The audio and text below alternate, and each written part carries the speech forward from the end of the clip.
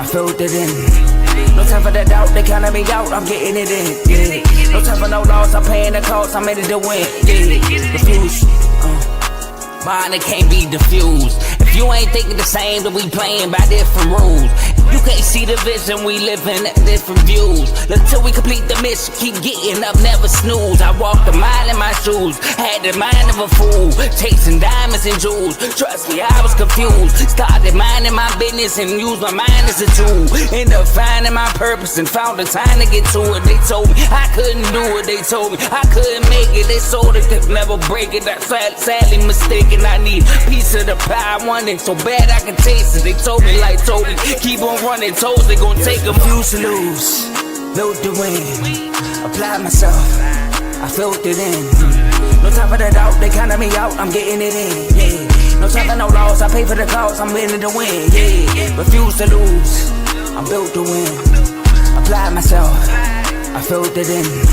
No time for the doubt, they counted me out, I'm getting it in. Yeah. No time for no loss, I'm paying the cost, I'm in it to win. Yeah. Refuse.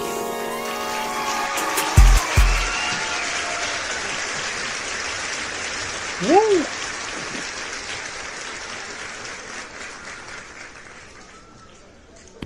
What's up, everybody? My name is Joe Jordan, aka JJ, and I got my boy Artist Woods here with me, aka AJ, and this is Unfazed, here for a great episode for y'all.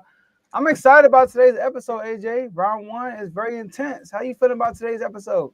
I'm feeling good, man. I'm excited, man. We got some playoff basketball to get into finally. I know last episode we was doing playing stuff and, giving predictions, but now we got actual playoff games to talk about. And the playoffs have been exciting so far, man. It's been fun. It's been fun, man. So I'm excited to get into it. Yes, sir. And let's jump right into it. As y'all can see the colors, it's ironic. The Lakers, right? The Lakers, AJ had some words. Lakers in 5. That was AJ words, right? But they dropped game 1, but they tied up in game 2. And there's a lot of concerns in Lakerland, in La La Land, even after the game 2 win, AJ. I've been hearing some concerns. So I want to kick this question out to you. Are you still confident, or I should say we, because we both picked the Lakers, that the Lakers will still win the series? I'm extremely confident.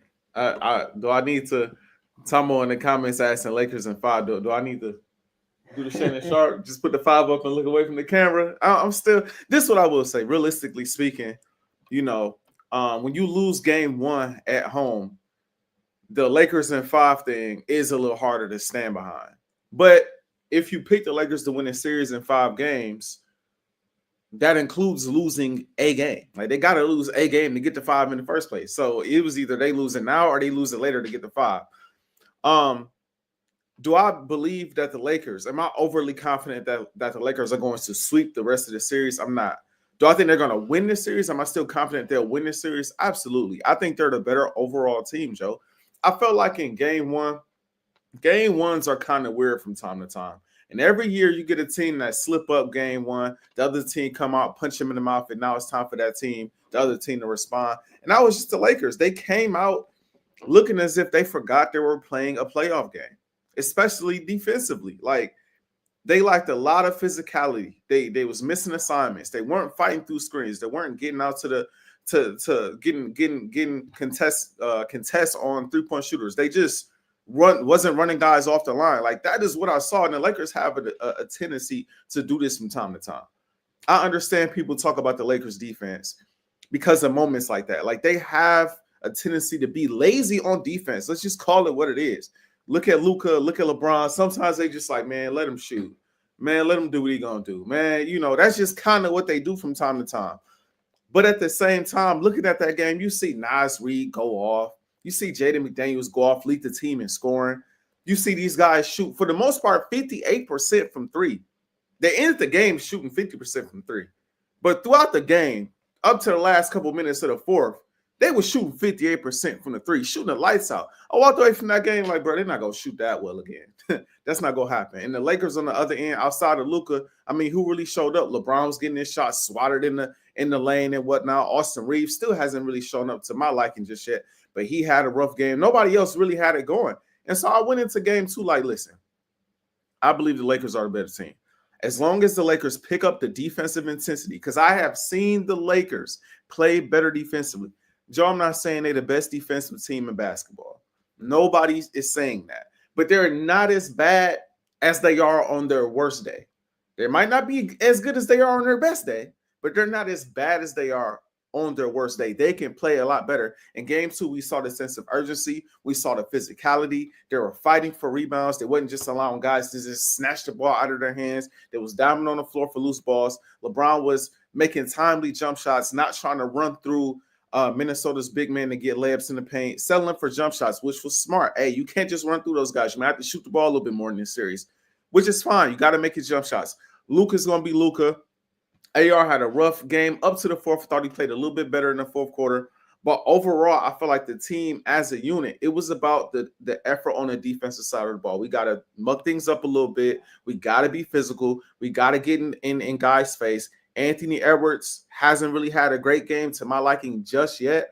But, hey, if we can get to the shooters, if we can slow down the Nas Reed, slow down the Jaden McDaniels, slow down and Nikhil Alexander Walker, at the very least, run them off the three-point line, then we will win the game. And that was the conclusion I came to. And that's exactly what they did in game 2. I fully expect the Lakers to go out there and win a game, if not both games in Minnesota. Minnesota is not a great home team. Keep trying to tell people. They are not an amazing home team, especially in the postseason. So I think the Lakers are going to go out there and at least get one game in Minnesota and win this game in either 5 or 6. But I am still very confident the Lakers are going to beat the Wolves. I'm confident too. If I'm a Lakers fan, I'm not too worried about this series. Now, the first game, obviously, you're worried because it was a blowout, but it's a series. You know, like you said, the difference between the first game and the second game is the physicality. Which team brought the physicality? I feel like Minnesota was still physical in game 2, but the Lakers embraced it and they were more physical game 2.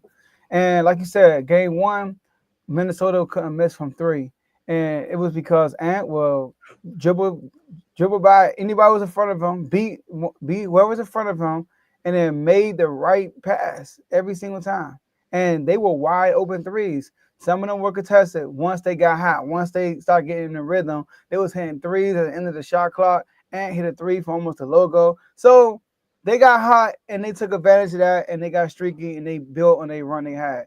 Game 2 is different because the Lakers, like you said, they were physical. They were flying around on defense. The rotations were there on defense. They were contesting more threes.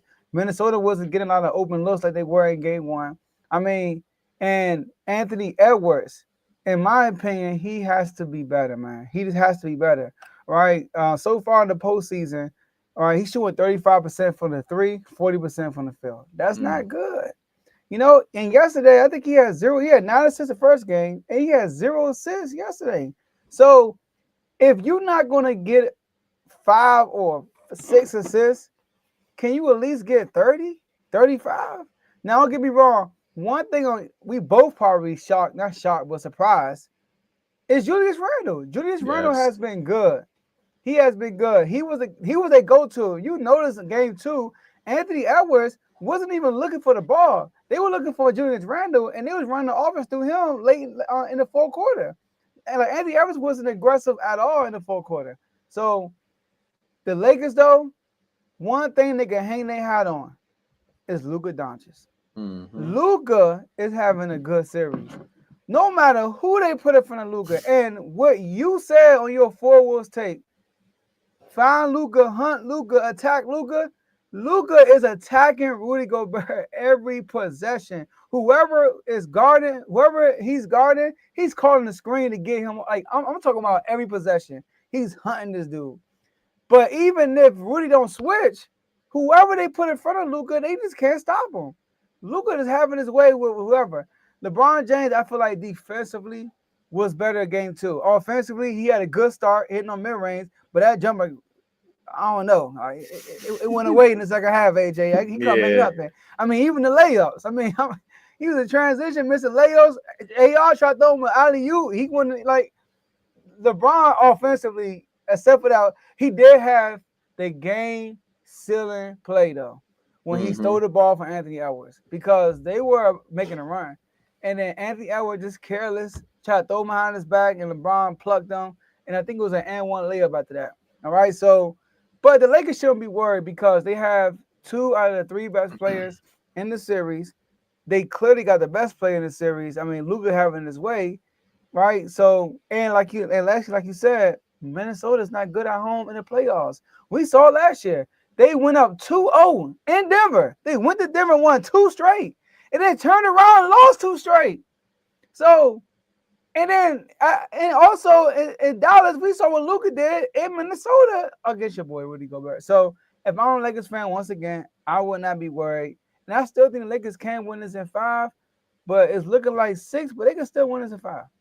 I think they can too. And one thing, bro, that I'll point out is LeBron. It's funny because LeBron and Anthony Edwards are interesting when playing against each other. Anthony Edwards in his career only averages about 21 points on the Lakers, shooting, what was it? I just had the numbers up, like 41% from the field, something along those lines. Let me pull it back up. Shooting, 41% from the field, 33%, 34% from the 3. Like, Wow. so he routinely does not necessarily play great against the Lakers. And then LeBron against Minnesota, his numbers are very similar. Like, he normally don't play well against Minnesota. And so that's what makes the matchup interesting from that standpoint. That's something that you think about going into the series, but you like, nah, it's the playoffs. Like, they gonna elevate. But it's like, nah, like these are 2 matchups that are bad for both star players on the opposite team. You know, I think in the case of LeBron, guys like at this point in LeBron's career, guys like Naz Reid, Rudy Gobert, oddly enough, Julius Randle, they give him problems.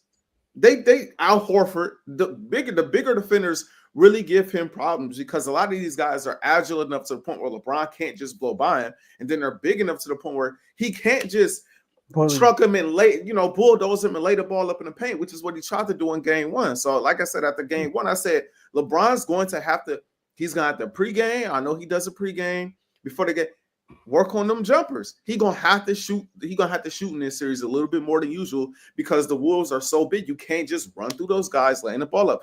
That's how you get all those block shots by Rudy. That's how you get the block shot by Naz Reid. Even when he's guarded by McDaniels, McDaniels is a tall, lengthy defender that also gives him problems. I think he shoots like 30-something% against Shannon McDaniels. Like, they have defenders they could throw at LeBron. Anthony Edwards, I think it's just a scheme that gets to Anthony Edwards. After the game, Anthony Edwards said, sometimes I was confused. I didn't know what they was running out there on defense. And I love it as a Laker fan. It's like, okay, JJ dialing it up. But even before he got there, he still was routinely struggling against the Lakers. So if you take those 2 out of it, let's just say they cancel each other out.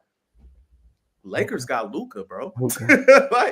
Lakers got Luka, bro. Like, and he ain't just scoring. Like, I know game 1 he just scored. Game 2 he rebounding and facilitating as well, getting everybody else involved. And so the thing I love most about this, and we can move on, Joe. The thing I love most about this as a Laker fan is it sucked losing game 1, but we won game 2. We go into a place that I know the Lakers can win, and I still don't think they played their best ball yet. I still don't think they played to expectation yet. I still haven't seen the big 3, I like to call them, click on all cylinders. It's really been the Luka show and everybody else doing the dirty work. That's what it's been about. Right. We haven't even scored 100 points in this series yet in a single game. And so I feel like once they get it going, I think they will get it going on the road because you're going to really need your stars on the road. I think they'll get it going on the road a bit more. And I'm interested in seeing what, I know Anthony Edwards is going to have a game where he goes for 30 to 40. It's going to happen at some point. But in that game, who's going to follow him? Because I'm not sure Jaden McDaniels is going to go for 25 again. I'm not sure Naz Reid is going to go for 23 and miss 1 or 2 3-point shots again. Julius Randle was playing great so far. How long does this last? Like, I think the Lakers' success is more sustainable than the Timberwolves at this point. I truly do, especially if the Lakers are playing with the defensive intensity that I know they could play with. And I'm going to say this one last time, and I'm passing to you, Joe. Everybody keep talking about the Lakers defense. Go watch game 2. I told people after game 1, Lakers defense.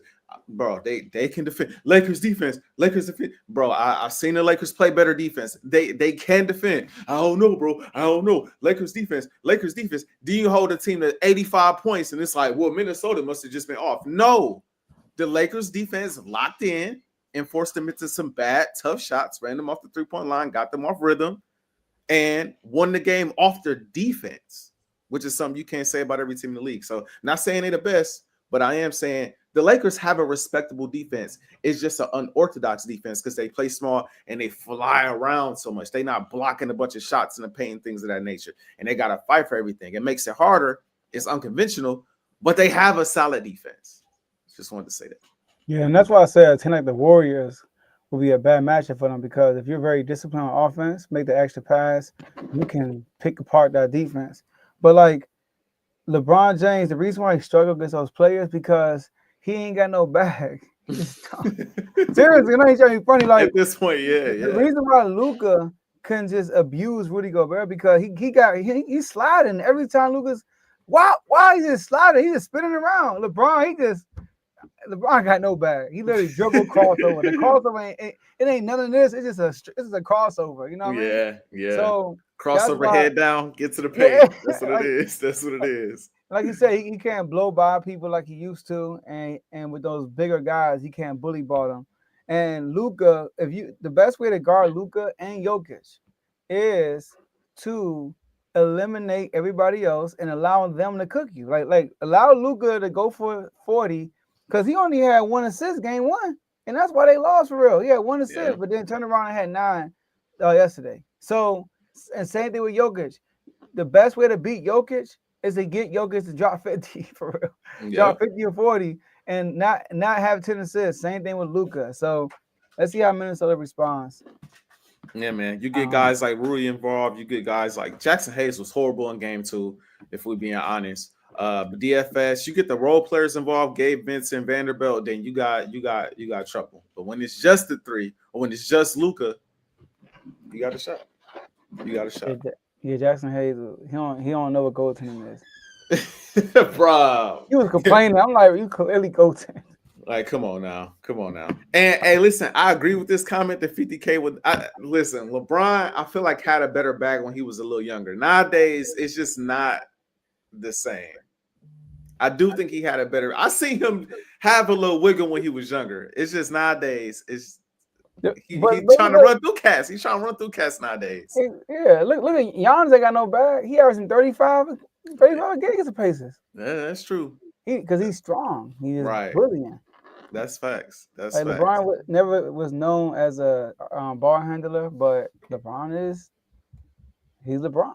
Yeah. Hey, man. Speaking of greatness, man, we just saw some greatness in that Clippers and Nuggets series, Joe. We are seeing greatness. We seeing guys go at it. We seeing Jokic do his thing. We seeing Kawhi do his thing. Kawhi is looking like he's fully back, fully healthy, looking like the claw. That series is 1-1. Joe, I gotta ask you, man. For some of these series, we got questions, but for some of these, we don't. We just want to give our thoughts. I just want to hear what your thoughts are right now in regards to the Nuggets and Clippers series, man. Man, let me pull it up. That claw. Man. Yeah, come on, you see Kawhi looking good.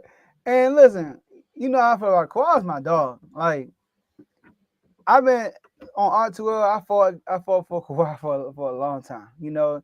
But he been letting me down because he always get hurt. That's the problem. But I'm trying to pull up this quote. I'm gonna pull up what he said in his press conference after the game, which kind of like it's making me root for Kawhi even more because Kawhi gets this bad rep of like, you know, and at times I fell into that trap too.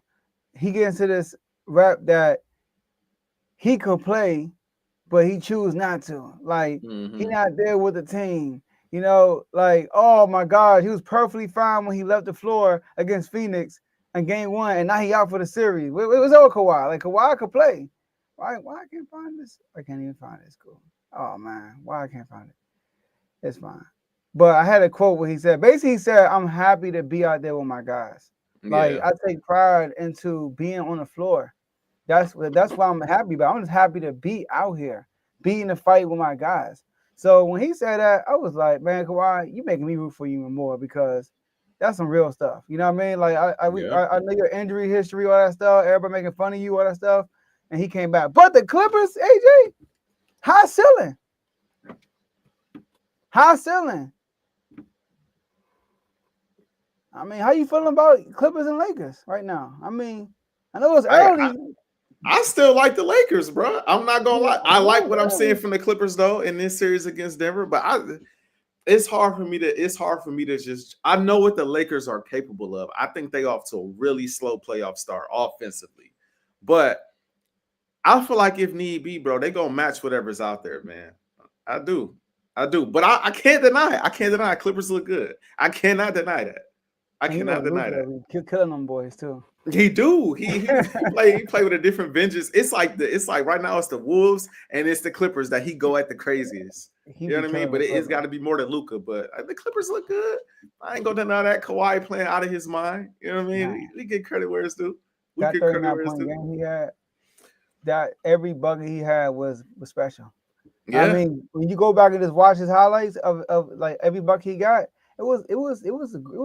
And mind you, it was somebody that wore purple and gold. bro. I was good. He looked like Kobe. He looked The like Kobe footwork for is sure. amazing. It's Yeah, bro. amazing.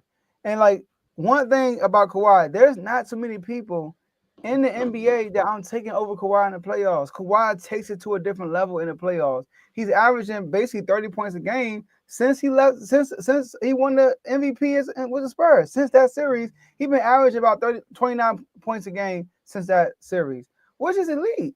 You know, that's elite company right there. So I think the Clippers in the Nuggets series has been the best series so far. Easily. I'm not going to say they're evenly matched. People keep saying this is an evenly matched. They are not evenly matched to me. I think the Clippers are better. Mm. And we got to remember the Nuggets were home both games. Keep that in mind. They were home. Your role players play in a different level at home. And we saw it. We saw Russell Westbrook take it to a different level. We saw MPJ take it to a different level in game two. We seen that, right? And Jamal Murray, you know how I feel about Jamal. I don't think Jamal Murray is the same. Game one, he wasn't the same, but he hit some big shots. I gotta give him his props. Game two, he showed up. He hit big shots from start to finish. And Michael Porter Jr., I said this on Instagram Live. He's holding the Nuggets back. If he's the reason why they can't get to a different level, he's supposed to grow. He's the same guy I've seen since the bubble. He hasn't added nothing to his game. He's not Yeah. a slasher. He don't handle the ball. He's not a great rebounder. But game two, he put some pride into that game. I got to give him props also because game one, he was challenged. They asked Jokic about helping him get involved. He said, yo, if you're not involved, you shouldn't be playing the sport right now. And Mm-hmm. I agree. He came out here, 15 rebounds. 15 rebounds. That's amazing. He only had like 2 or 3 in game one. And he had a big 3 in the fourth quarter before he got sold out by Russell Westbrook. And then, like I said, the role players stepped up and Christian Brown stepped up too. The role players stepped up with Denver. And you look at the Nuggets, the Clippers, Norman Powell has been struggling. Yeah. Bogdanovich has been struggling.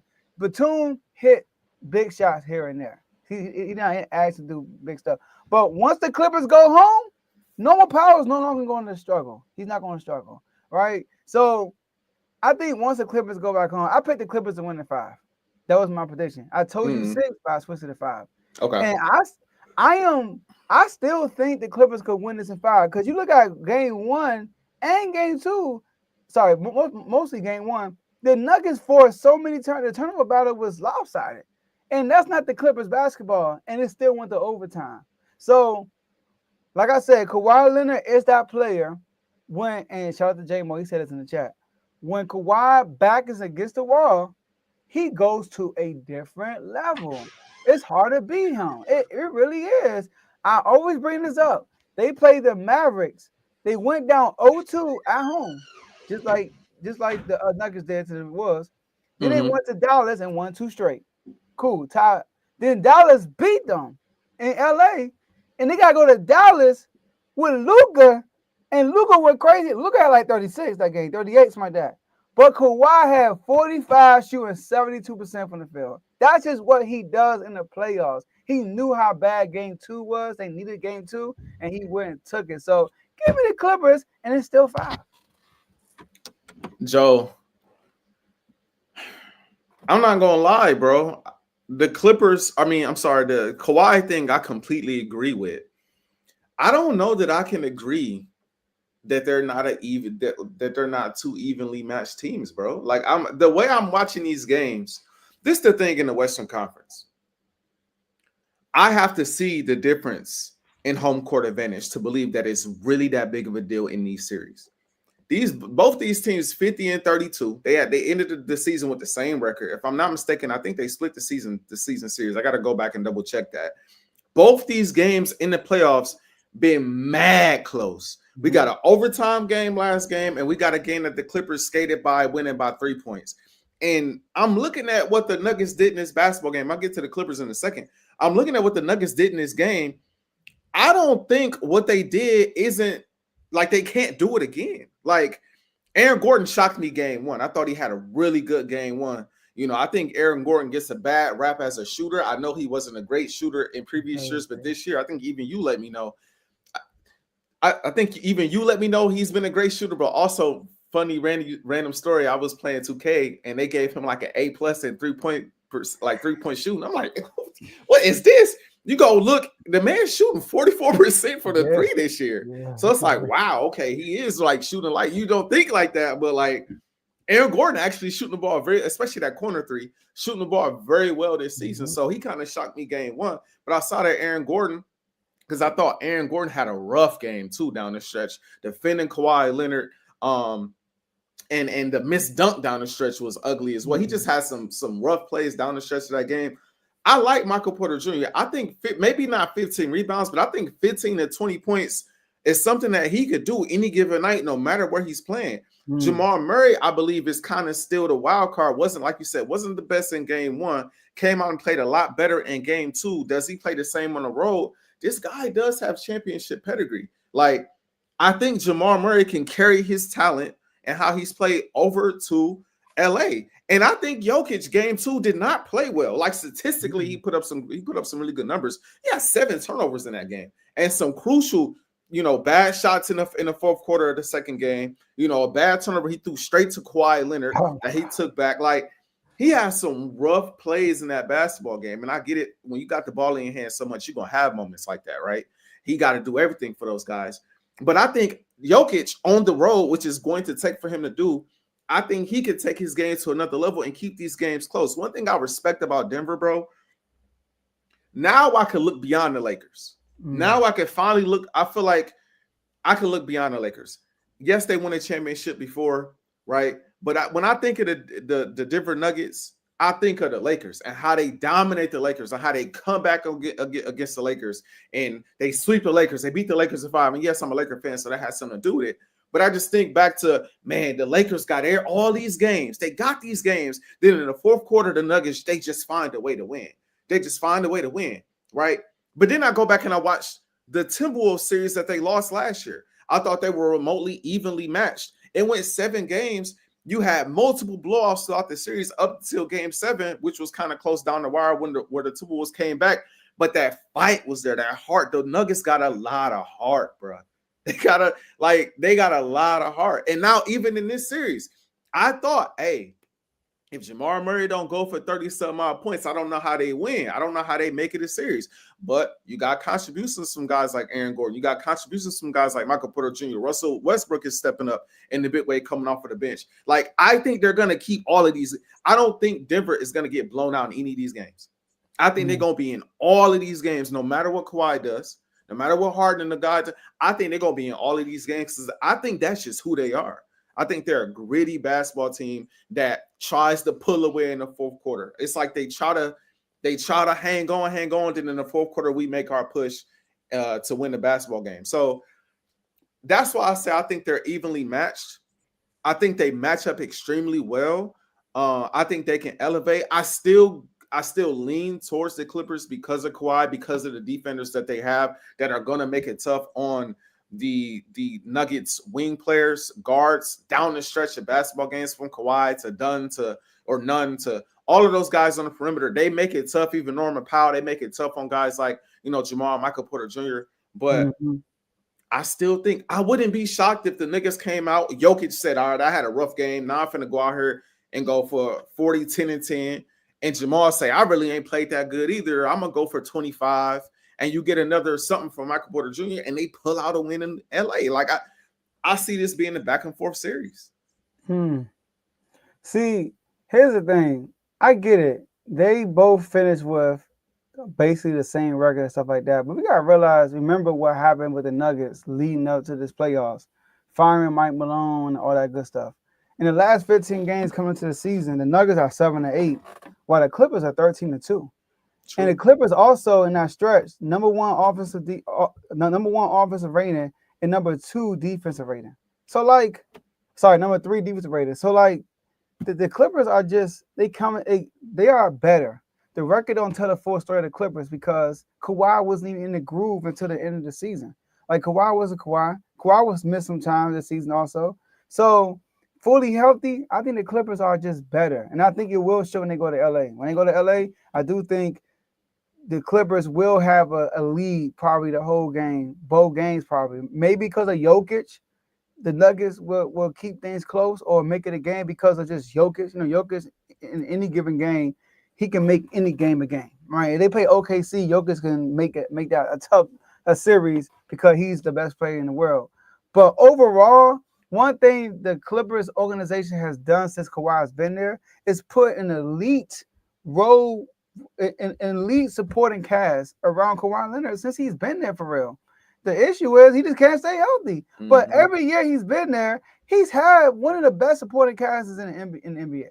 He has. And he is just that one person to get them over the hump, to just take over and win them the game.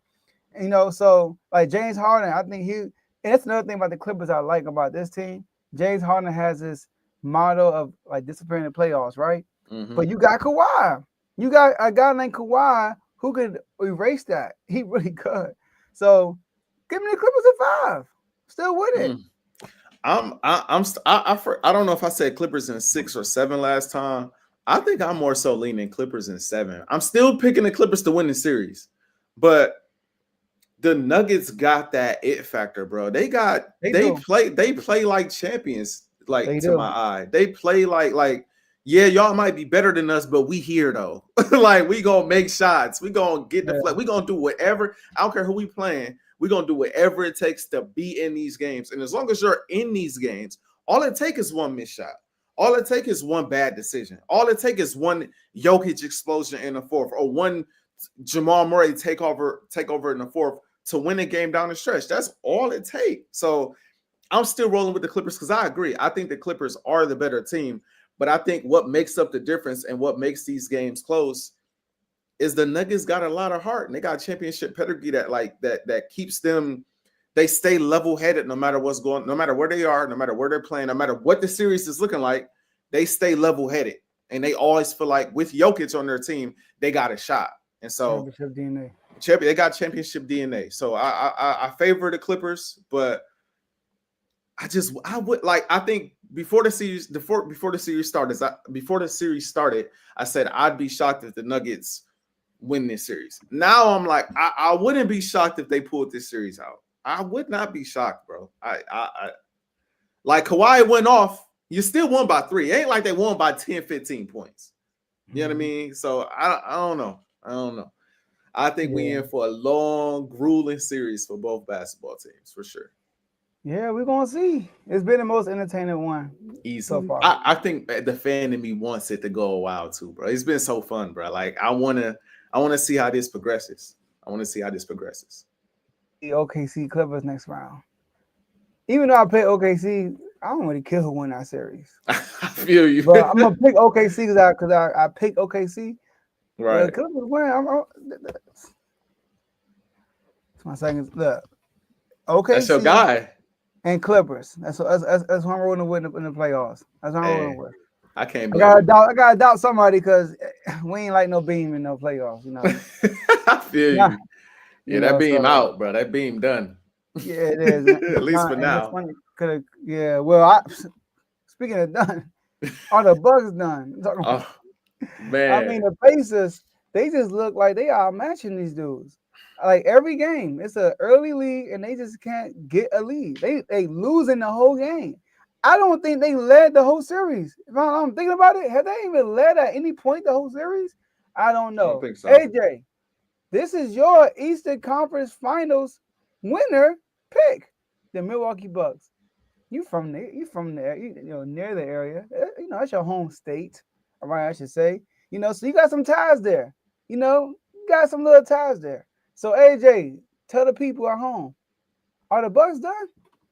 It's funny, Joe, because outside of the Lakers series, I almost care about the Bucks series as much, bro. Like I really, I don't know why, but I'm really rooting heavily for the Bucks. I really am, and I think it's because I have had high hopes for the tandem of Dame and Giannis from the start. It's crazy that they just played their first playoff game together, like for the first time. They're just now getting on the court together. But I look at this series, I knew going into this series, it was going to be a tough match. I said from the beginning, I said, I don't like the matchup, which is why I picked the Bucks in 7. I don't necessarily like the matchup, but I'm depending on Giannis to dominate and others around him to step up when need be. Joe, ain't nobody stepping up. Giannis is doing his thing, bro. Giannis made some rough plays down the stretch of the game too as well. But like the missed layup in the paint was like, come on, bro. Like, come on, Giannis. And I do think they kind of picking on the Giannis and Brook Lopez defensively, similar to how the Lakers picking on Rudy Gobert, which is crazy to say out loud. It don't look as bad, but they definitely getting them.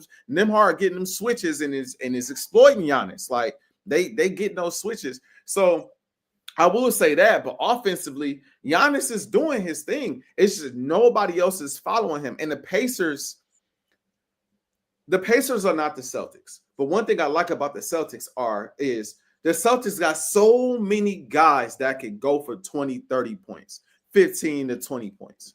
Like 1 through 10, you just, even if, Tatum and Brown don't have a day, those guys, everybody else around those guys, from Porzingis to Jrue Holiday, whoever else, they can go out there and have a day. The Pacers are similar. They don't have, like, in my opinion, superstars. Like Tyrese Halliburton, in my opinion, is not a superstar. He's a star. He's not a superstar.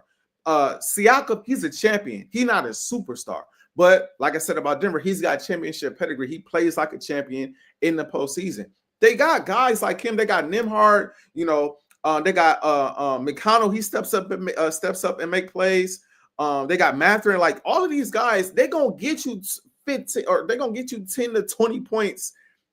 It seemed like every game. And the Bucks defense is so atrocious in this series, bruh. It's horrible, bruh. Doc, I got some advice, bruh. Come out of these drop coverages, bruh. If Brook Lopez is not going to stretch the floor and make threes, and he only going to shoot 2 or he only going to shoot 4 and only going to give you 2 threes, get him out of there. Get Coombs in there, run the 4, put Bobby Portis at the 5, so you can come out of these drop coverages, bro. Because it's not working. It's not working at all, bro. They coming out, they're getting whatever they want. The most annoying play I saw in game 2, the most irritating thing I saw in game 2, and it's been the story of the series for me so far.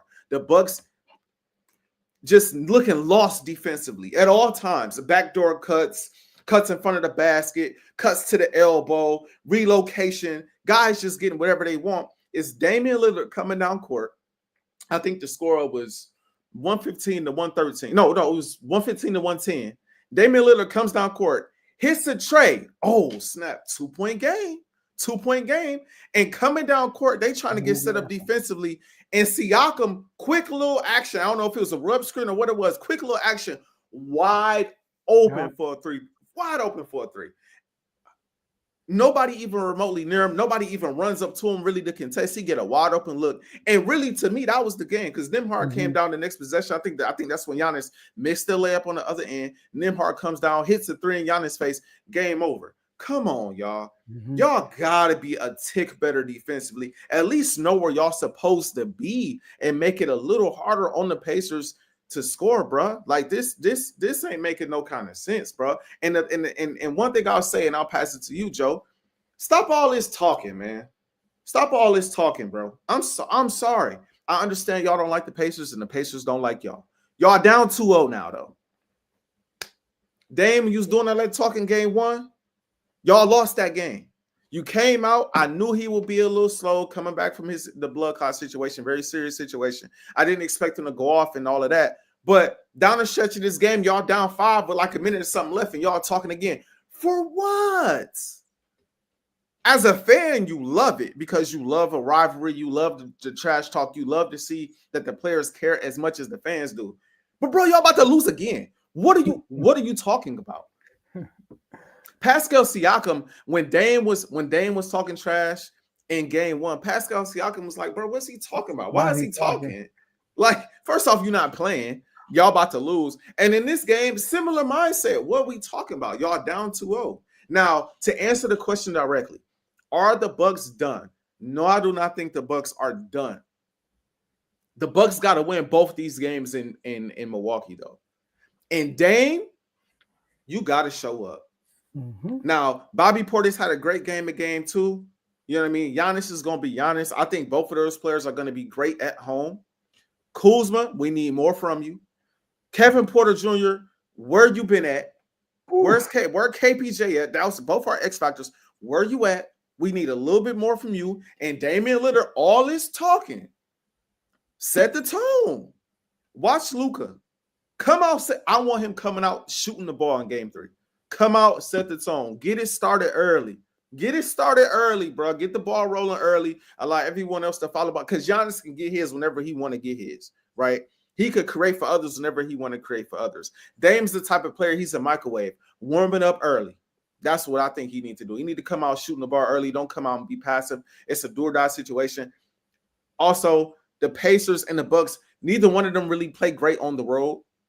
I think both of them have I think the Bucks are like 21-20 on the road. The Pacers are like 20-20, somewhere around in there. So neither team plays great on the road. I don't expect the Pacers to play as good in Milwaukee. But you can't drop not one of these games in Milwaukee. I suggest y'all be quiet and hoop. And lock down on defense and make this a series, bro. Because if you lose another game, at that point, yeah, it's over. Yeah, that play you talking about when Dane hit the 3, and then we like, oh, it was a 1-possession game, and then Siakam got open for that 3. That was Bobby Portis and Kyle Kuzma miscommunication. Yes, bro. Like not talking between the switches, because they switched everything all ball too. They wasn't communicating, and he slipped out and got a problem 3. It was crazy. I remember watching that too. So this series, man, out of all the series I picked, all right. And after game 1, let's talk about game 1. I picked the Clippers. Clippers lost game 1. I picked the Lakers. Lakers lost game 1. Mm-hmm. I picked the Bucks. The Bucks lost game 1. And the Clippers and Lakers, after game 1 loss, I'm like, okay, it's game 1. Cool. The Bucks series, the only series, I'm like, yo, I might regret picking the Bucks. Man. Literally, I'm like, man, this will be the second time, and since I've been doing R2L, that I'm picking Giannis if they lose off the strength of your Giannis, and they lose. It's gonna be the second time. The first time when they played Boston 2 years ago, and he lost, or 3 years ago, whatever it was, when he lost to Udoka Celtics. It was 3 years ago, and this is the second time. Now, the game 1, he didn't get much for nobody, but game 2, he did get some help. Like you said, Bobby Portis had 28. Kyle Kuzma came out and missed 2 layups in a row. Now I'm like, here we go again. But then he finished with 14 points, which is better than for game 1, 5 and 10 from the field. Dane didn't give you much. Dane was 2 from 3 in the first quarter. And then he made another shot in the second quarter. And then the second half, the only shot he made was that 3 we saw in the fourth quarter. After that, he was getting stride. I'm sorry, he was 4 for 13 from the field. But here's my issue with Giannis. I get it, AJ. The man's averaging 35 points a game. When you look at the numbers, you ask, like, what else can you do, right? Mm-hmm. The man's on a 7-game losing streak in the playoffs. Do you know that? Yeah.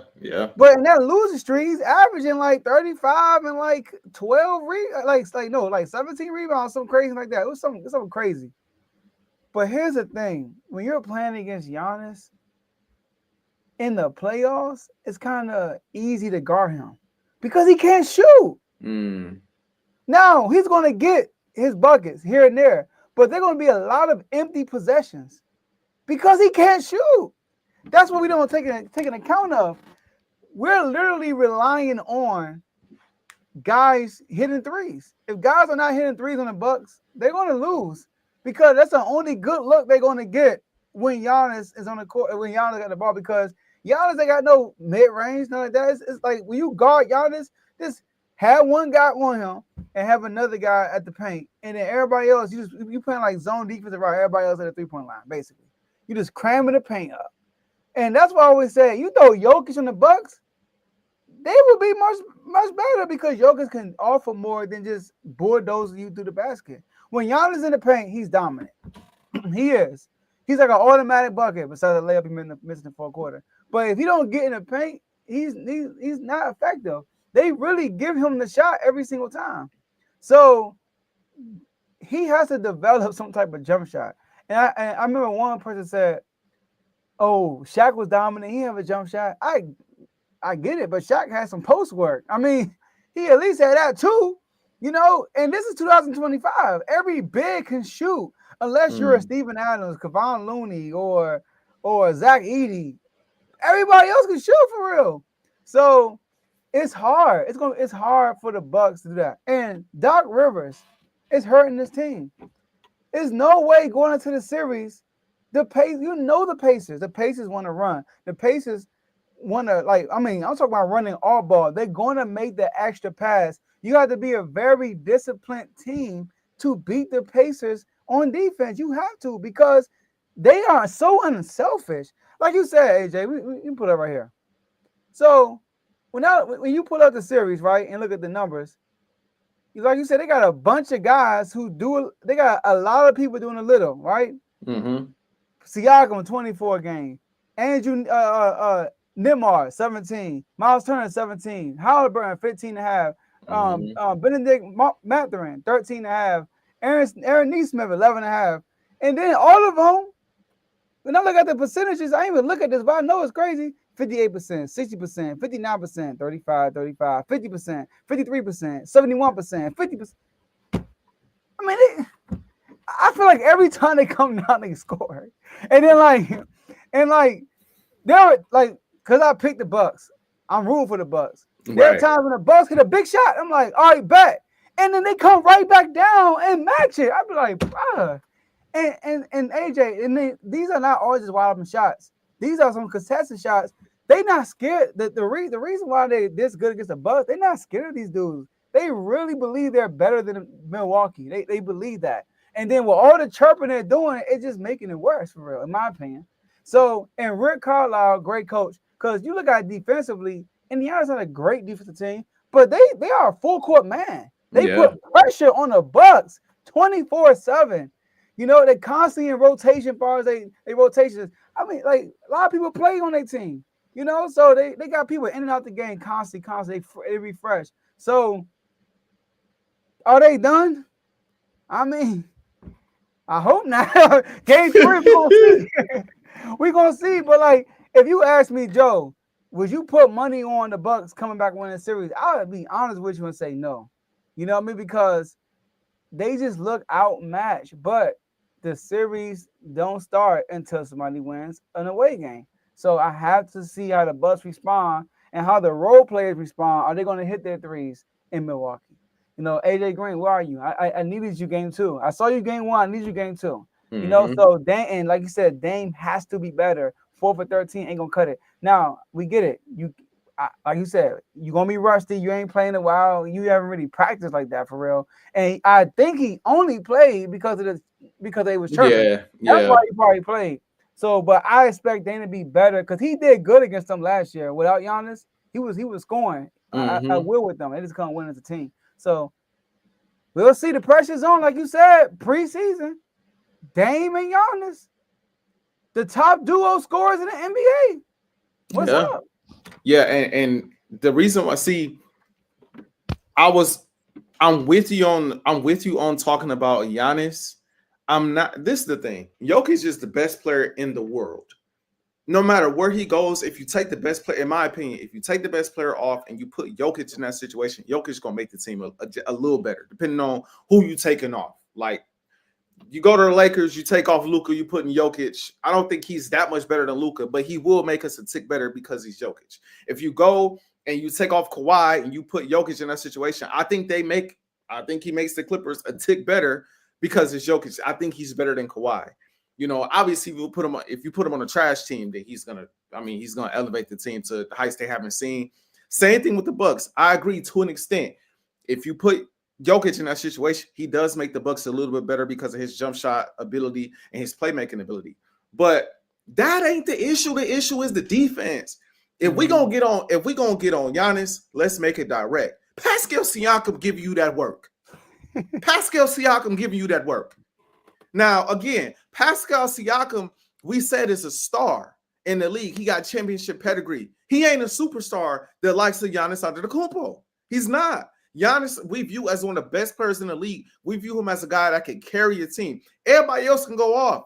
Why Pascal killing you, bro? Getting whatever he want out here. Why is it that they getting whatever switch they want, taking you on the outside? They prefer you as the matchup. Why? They picking on you specifically. You the best player on the team. That's what my issue is. It ain't about his offense. It ain't about his jump shooting, because I feel like I know what Giannis is. He never going to develop a great jump shot. But one thing we talked about pre-series, bro, you're an offensive talent when it comes to, scoring the ball in the paint, dunking, and just playing that bully ball thing. But you're a two-way player. We both said that. You're a two-way player. You're a two-way player. You're one of the better defenders too, from what we've seen. I know you got a different take on his defense. You think his defense is a little overrated. But I value his defense, right? I value Pascal Siakam shouldn't be out here having his way. If Pascal Siakam and Dame talking that talk and Pascal saying stuff like, man, who are y'all? What? You should be right there like, what you doing? You ain't doing nothing out here, not on me. Come on now, Giannis. That's what I'm on his line about.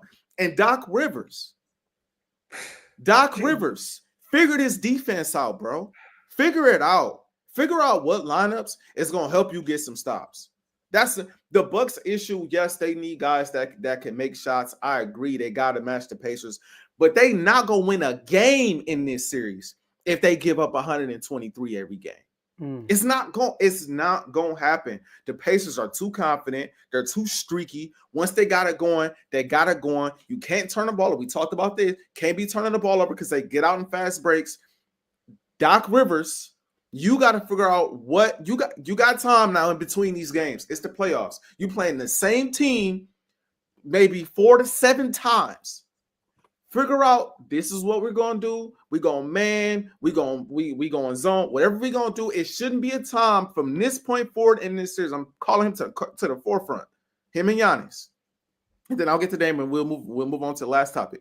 There shouldn't be a time for the rest of this series where guys on the court don't know what the hell they're doing. There shouldn't be another time on the court where guys looking around. And then maybe the second best offensive player, Pascal Siakam, is getting wide open threes down the stretch. That shouldn't happen again. Everybody should know where they at least are. Now, if you in the right spot and guys blow by you because you're not a natural good defender, whatever. But the miscommunication, that's coaching. That's coaching. Come on now. If you don't know what you're doing, come sit. Coombs, you don't know what you're doing, come have a seat. Hell, Dame, you don't know what you're doing, come have a seat. And then last but not least, and we can move on. Dame has been asking for respect his whole career. I love Damian Lillard. I think he's a big time player. There's a number 0 over there in Indiana trying to mock you, making a fool out of what you got going on, and you talking like you on that level. Dang, you're not playing on that level right now. You just not. Go hoop, bro. The Bucks.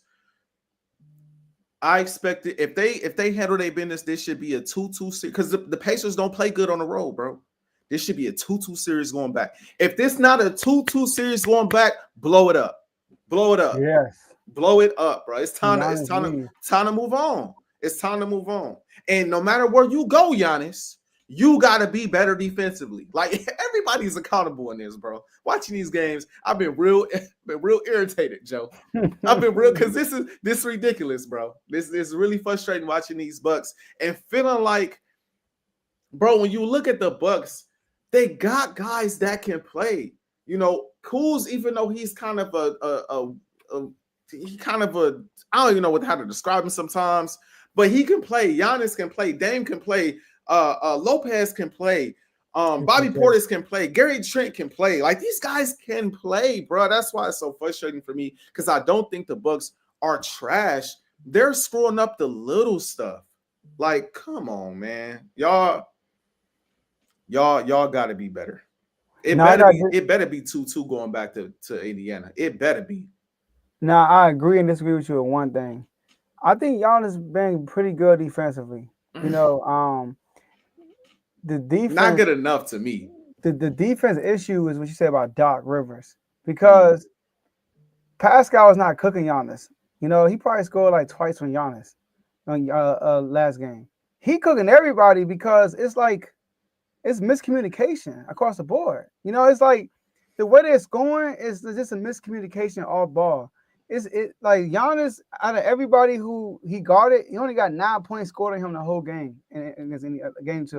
Why they pinpointing them then, Joe? Why they switch up, bring them out? It's time to my question is why they so confident when they see Giannis? That shouldn't be a thing, Joe. I see that. I see you saying. And if they not scoring, they getting by him, giving the ball to somebody, they getting a hockey assist or an assist off getting by him. Yeah. Like his presence. I don't know, bro. When I watch him defensively, I think, like you said, you've said this. He's a great off-ball defender. He's great at that, similar to Rudy Gobert. He's great off-ball defensively. I thought he was better on ball. I did. He lock nobody up. Think about it. You said what? Like name a player. You say Giannis strapped him. Name one. Some of his best plays have been like. It's off ball. Yeah. And he got Brook Lopez next to him, another shot blocker. So I think the issue with defense, what you said, is Doc Rivers, the undisciplined defense, the falling asleep on defense. Like this is game. If we see this in game 3, AJ, come on. He gotta go. Everybody gotta go. Everybody gotta go. Come on, man. Like, man, at that point, I gotta go. Bro. Everybody go. Get out of here. Man. Giannis, go somewhere else, man. Seriously. Leave. Hey, last but not least, Joe, we got one more series to get through. I was trying to come up with a nice little transition. I'm blanking, bro. I'm blanking. This gonna move on. Right, it is, bro. It is, bro. These Bucks are making me mad, man. They're making me mad. Man, we got these. We got the Pistons. And we got the Knicks, another series tied at 1 apiece, man. We've seen some solid. This is one of the better series too, man. These games are coming down to the fourth quarter, being decided in the fourth quarter. Joe, what are your thoughts right now on the Pistons and Knicks? You still confident in the Knicks? How you feeling about Cade? How you feeling about this series? So I picked this series in 5, in a close 5 though. I said it would be like a close game every game. And it will be one blowout game. That was my prediction. But I felt like Detroit would win the game at home because they're going to be rocking at home, the crowd. Well, here's the thing. To tell the 2 games, right? Game 1, Detroit had full control of that game. Tim Hardaway Jr. and Malik Beasley were cashing out every time they got the kick out. Boom, boom. Those are my 2 X factors. Fourth quarter came, come find them. Yeah. Could not find them. They were on a 21-0 run. And Cade wasn't doing nothing. Cade waited too late to get aggressive. By the time he tried to get aggressive, it was too late. Game over. Game 2 happens. Detroit, once again, strapping these boys. Strapping. And Cade was aggressive from the jump. He had 20 points in the first half. Tim Hardaway Jr. and Malik Beasley was still bricking. Not just the fourth quarter. We're talking about the whole game. Tim Hardaway Jr. shot like 8 threes and missed every single last one of them. Malik shot like 6 and missed and only made 1. They were missing. Dennis Schroeder was the guy that was clutch for them. So what I like about game 2, Cade took initiative early in the game, something I thought Anthony Edwards would do in game 2, but he didn't. He took initiative in the game and was aggressive from the jump. Now, don't get me wrong. The game kind of got out of hand towards the end of the game. It did. They almost get the game up again, but Cade continued to be aggressive, and they had a vets Dennis Schroeder to hit big shots down the stretch. But my feedback for New York, though, is this, though. We talked about Doc Rivers. What about Thibodeau? Yeah, bro. Like, Bro. AJ, when you look at the Knicks roster, they got offensive power. Mm-hmm. Jalen Brunson, Cat, Mikal Bridges. Mikal Bridges went to the Nets, and he was a top scorer. You know, so like you got all these OG and Anunoby. You got all these offensive weapons, but you look so stagnant offensively. It's a lot of isolation ball. Like everything the Knicks get, it's an isolation through Cat, or Jalen Brunson, or it's a bunch of mess going on. Like it's like a bunch of scramble drills. Like it ain't nothing. Like it's nothing smooth or pure about their offense at all. And Tibbs supposed to be a defensive guru, but the Knicks is not even a great defensive team. You know, so I think that I think the Bucks had the most pressure to win the round one. If not, Doc go. But you look at another coach who should leave if they lose round one. It's Tibbs, because that New York Knicks team, I feel like, could be much better than what they really are. There's no way they should be struggling as bad as they are struggling to just get a clean bucket against the Detroit Pistons. But Detroit, they got a chance to win the series. I said 5. I'm feeling a lot more confident than out of all the 1-1 series. This is a series that I'm like, the away team could like the team that I didn't pick could actually win this series, and that's Detroit. So shout out to Carl, shout out to Detroit. Yeah, Joe, I'm gonna say something that might be a little controversial. I think we give him a lot of respect because of history. I don't think Tibbs is a good coach, bro. Okay.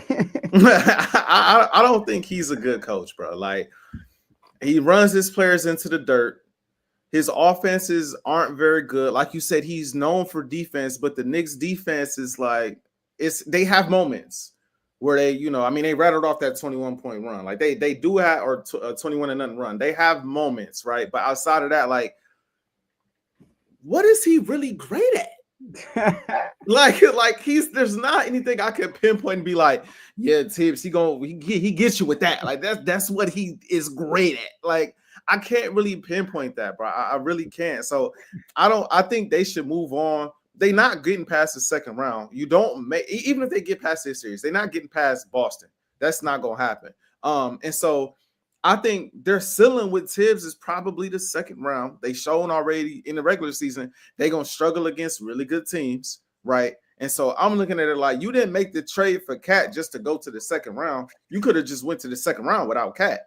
You could have stayed pat and been in the second round, right? So I think they need to get a better coaching. I think Mike Malone, just throwing a name out there, not saying they should get him specifically, but I think Mike Malone will be a great coach for them. I really do. But as far as the series itself is concerned, bro, the Knicks are, bro, I think the Knicks are better than them. They just don't play as hard with the same type of tenacity as the Pacers or as the Pistons. And then you got Brunson. Every play he won, flop and roll to the ground, and it's like, come on, bro. Like, it's just, if the Knicks lose this series because Cade go crazy and Schroeder go crazy, and bruh, come on, bruh. You're like, bruh, like that's outrageous. Those are the first things that come to mind. Like, they bet not lose this series, bruh. And Cat, bro. I guess I can't say much because this is just what he does from time to time. I know before I know your live, I didn't want to go into detail because I want to say some of it for Unfazed. But I said on your live, I said, Cat, go get the basketball. Mm-hmm. Go get it sometimes. You like, man, they kind of went away from him. No, I want to go back and spark a debate there. It's like, I want we haven't done it. I want to say for Unfazed. Then after that. But in the moment, I want to be like, no. The same way I felt about Anthony Davis in LA. Yeah. The same way. If you are that guy, the second best player on the team, or some nights the best player on the team, demand the basketball. Go get, especially in the case of Karl-Anthony Towns, because he can shoot the ball so well from the outside. He shoots the ball a lot better than Anthony Edwards.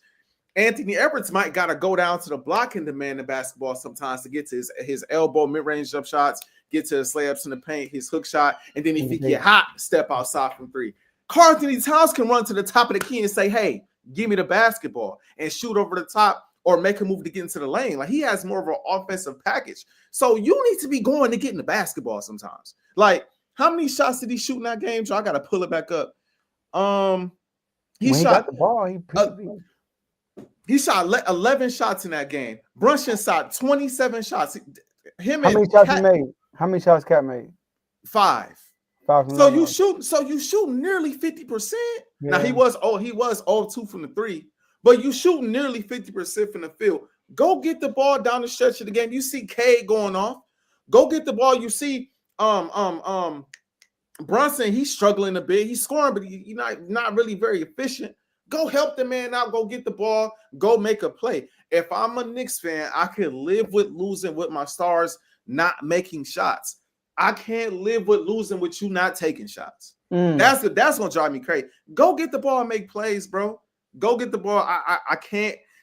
We cannot give stars the passive. They just went away from them. If you are a star, you go get the dang ball, bro. Go get the ball, bro. Ain't no just going away from LeBron. LeBron goes, give me the ball, bro. Like, hey, give me the rock. Ain't no just going away from the, even though Kawhi didn't take a lot of shots down the stretch of that Clippers or down the stretch of the first Clippers game. Ain't no just flat out going away from Kawhi. No, ain't no just flat out going away from, because I don't want to put him in the class with those guys, because he's not one of those guys. But ain't no straight going away from Pascal Siakam. He gonna go get the basketball. Ain't no just going away from James Harden. We talking number 2 options right now. They gonna go get the basketball. Different skill sets, but they down the stretch, they gonna touch the ball. They gonna touch the ball, and 9 times out of 10, a shot is gonna go up. Whether they make or miss it, hey, that is what it is in that moment. But they gonna go get the basketball and at least take shots, unless you're James Harden with the Sixers a season or so ago. That did happen. But talking about right now, Harden is taking shots down the stretch, whether he make or miss it, man. So those are my thoughts, man. I still think the Knicks are the better overall basketball team. Maybe I'm going off of, I think Joe, in both the Bucks and the Knicks series, it might be the names, Joe. It might be the names. I'm not gonna lie. It might be the names, bro. Because you look at the Pistons, like, they ain't got a lot of name brand guys, bro. It's really just Cade and the crew. That's kind of how I look at them. Whereas the Knicks, like you said, I think the Knicks got a squad. The Knicks got guys from Mikal Bridges to OG to Cat to Brunson, like Josh Hart. They got guys over there, bro. They got Tibbs and they got Cat just being Cat from time to time, bro. Like, I saw it for years in Minnesota. I guess I should expect it, but man, come on, Cat. When he got the ball, he was killing Tobias Harris in the post. But you're right, he got to go get it. He got to go. Brunson, he'll get his shots up. When his 3-point shot not falling, he becomes a different player. He get passive, he get tentative. It's like he said he's the greatest big man shooter of all time, and it feels like it's live or die by that. That's kind of how I feel. It feel like when he get that shot going, it's okay. It's gonna be a Cat game. He gonna do his thing today. But he go out there, he missed a couple threes, especially if it's his first couple threes, bro. Now he a little passive. He not shooting as much. He not attacking. It's like, bro, you gotta attack. You gotta, this series, in my opinion, he makes the difference in this series, bro. You gotta be aggressive, attack. At least, bro, 6 rebounds. Come on, bro. At least go down there, muck it up, get some boards, bro. Come on, bro. Come on. Like, very, very, very disappointing, bro. But overall, I think I said the Knicks in 6. I think you probably said 6. Yeah. I think I said the Knicks in 6. I still favor the Knicks.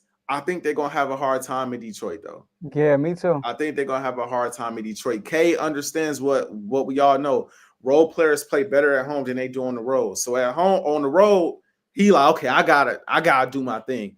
He might not have to do as much at home. I think his guys gonna play a little bit better, and it's gonna be on the Knicks stars to get it. Maybe not fully on the Stars, but it's going to be more so on the Stars to get a win on the road. Guys like Cat, Brunson, Bridges, y'all going to have to step up and play big to get a win and get this thing back to New York 2-2, because it ain't going to be 3-1. I tell you that right now.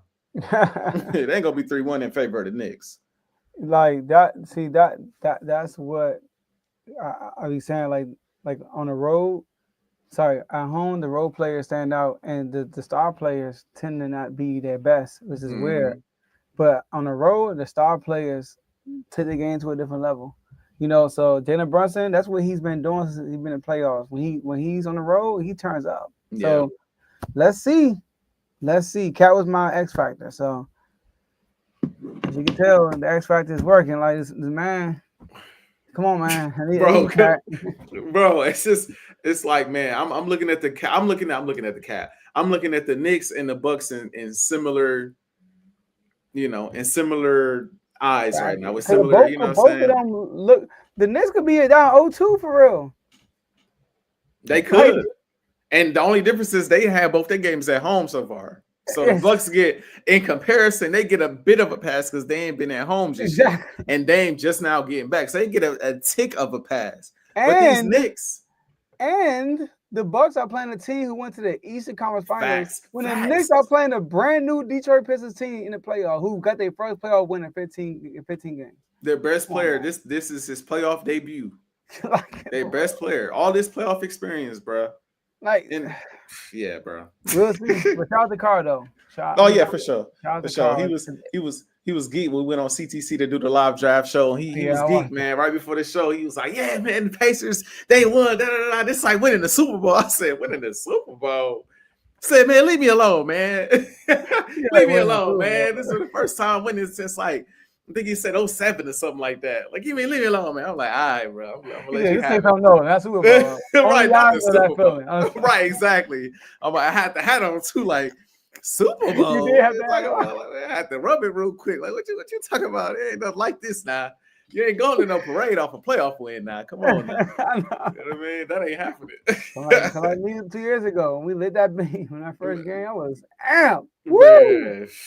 I was in that thing hype, but like always, AJ, great show, man. Great show. Yes, sir. And my last word will be, like always, shout out to the whole R2R network. Shout out to the whole R2R family, everybody in the chats. Playoff basketball has been so good, in my opinion. There have been some blowouts, but even the blowouts has been a little entertaining. Shout out to OKC. Yeah. But I stayed and watched that game just to see if they can beat them by 59 points or more to break the record. All right. They got over to 57, and then they went back down to like 51. Man. But Orlando Magic lost to the Celtics by 9. Cleveland won, beat the Heat by 9. Okay. So now we got Warriors and Rockets, and Warriors are down by 14 right now. What quarter? Second quarter, 9 minutes left, 34-20.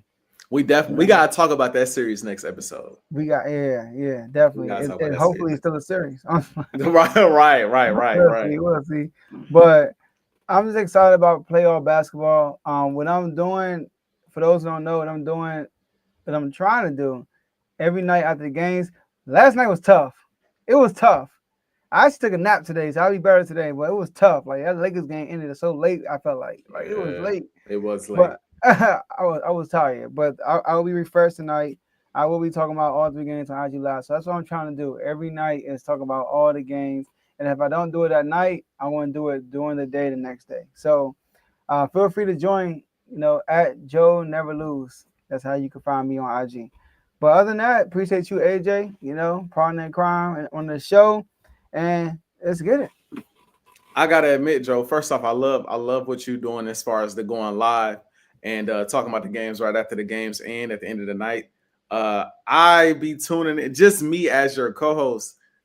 I tune in, but I find myself getting off because it's like I don't want to hear you say too much, and I disagree, and I already start thinking of like comebacks to stuff that you've already said. So it's like I don't want to feel like I'm cheating the game. You know what I mean? I don't want to feel like your boy always prepared. Just know that. I feel that. So like, man, I like to hear your thoughts. At least me personally, I like to hear them live so that I can. Oh, that's where he going with it. Okay, you know what I mean. But I love what you're doing. Support that.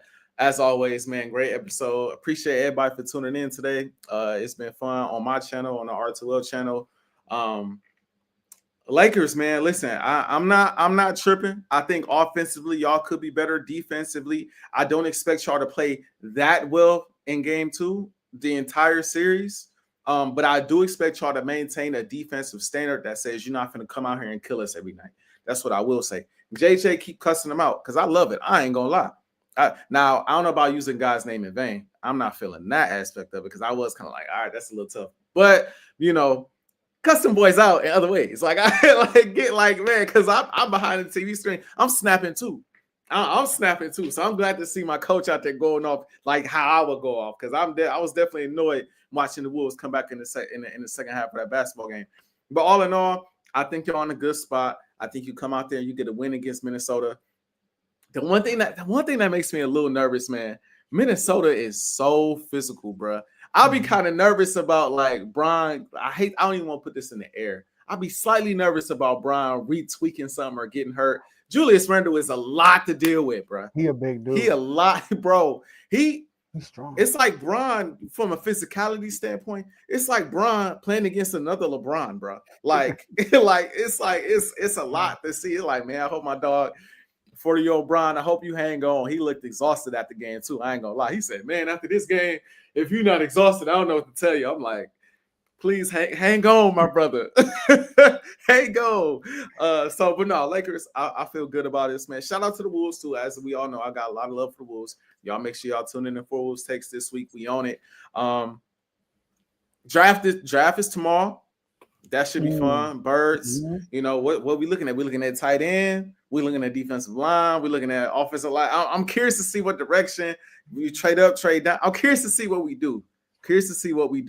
But all in all, man, I'm feeling good. Lakers 1-1, you know, in the postseason. I feel like they making a run. Eagles Super Bowl champs with the draft coming up. They improve the team even more. Your boy feeling unfazed, Joe. Feeling unfazed. Unfazed.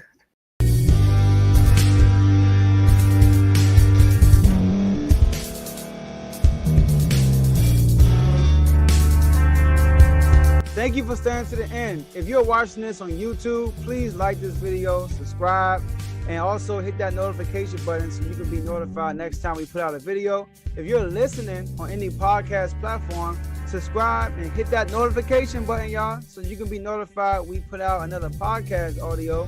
And last but not least, hit that share button. No matter what you're listening to or watching it, hit that share button and send it to somebody that you know that would love to watch this episode you just listened to. So once again, thank you for staying to the end, and we'll see y'all in the next episode.